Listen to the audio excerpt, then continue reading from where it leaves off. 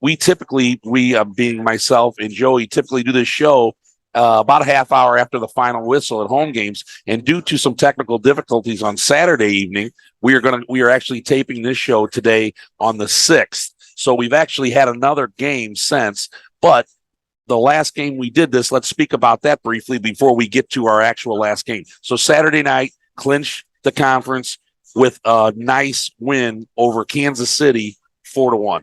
Yeah, Sporting Kansas, you got to give them a lot of credit. Great individual talent on that team, and they've got a lot of guys who are in the veteran phase of their career, who've made a lot of money playing soccer around the world and have won trophies, have won championships, and they've got a quality team. But St. Louis City has had the edge in the season series and the rivalry so far because of its grit and its tenacity. That was a 0-0 game into the 73rd minute, and then you see the class of Edouard Leuven bending a ball into the box on a free kick, as he's known to do, as somehow, some way, teams seem to allow him still to do. And he found the head of Sam Adeniran, who had a great head ball goal on his birthday, no less. His 25th right? Yeah, how about happy birthday to that? Putting one in the back of the net. Great contributions this year from Sam. I believe he's up to 9 goals, which is incredible because he wasn't even in the MLS late April through late June. So unbelievable what he's been able to do since coming back.